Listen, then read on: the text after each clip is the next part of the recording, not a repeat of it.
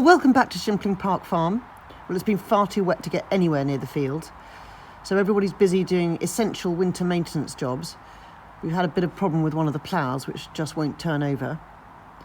And really excitingly, our long-awaited agroforestry project has started. I've been wanting to do some agroforestry for about 20 years, and I'm just putting the stakes out here now, ready to start planting tomorrow. Last January, he gave a talk in the Sudbury Town Hall, and after the event, up came a chap called Sam, who has a speciality in designing agroforestries and working with agroforestries. Sam, can you tell us what is agroforestry? So agroforestry, in very simple terms, is the combination of trees with crops and or livestock, managing them together for beneficial interactions. 3,500 trees have arrived, and the first job is to sort them into species and check we've got what we need.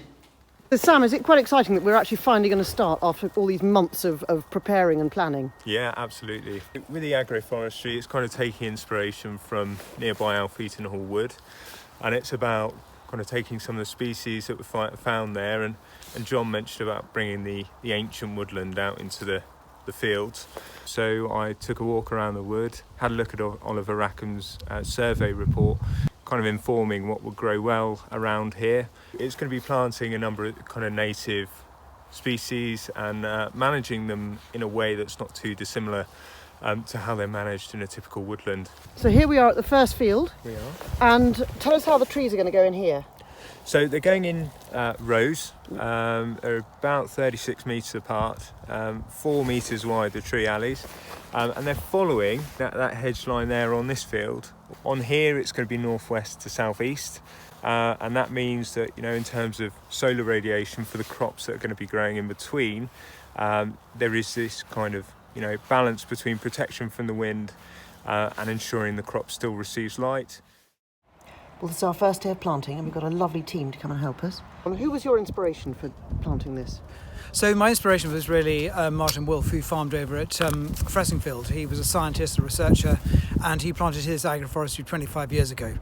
Well, I'm not carrying on with his work. We're all planting very different things, but I'm carrying on the idea, the concept of agroforestry in the UK. People are doing it, but it's still its infancy, and Martin Wolf was really one of the pioneers.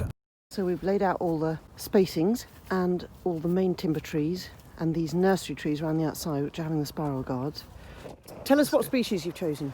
14 different ones, all of them bar common walnut are native. Well, we're nearly at the end of planting day number 1, and the fog really hasn't lifted. We have managed to complete the first field of 500 trees. It's incredibly muddy and wet. For COVID isolation reasons, we've lost our planting team, so what was already going to be a long job is now doubly long. How's the planting going? It's going really well. Probably the best day we've had, actually. Second day, it was frosting. The frost came out. It was like impossible to plant because the earth had lifted. And today, it's not much different, but it's really good. We've planted the timber trees. They're a mixture of oak, small leaf lime, hornbeam, and common walnut. Another tree planted, Rufus? Yeah. So on these cones where they're curved out slightly at the top, that's for when the tree gets bigger, so it doesn't rub against it.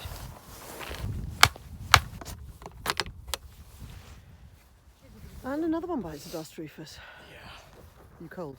Muddy, messy, dirty. Around each of the timber trees, we planted some nurse trees. They're a mixture of hazel, oak, small-leaf lime, hornbeam and common alder. If later the timber tree fails, they can be used for timber as well.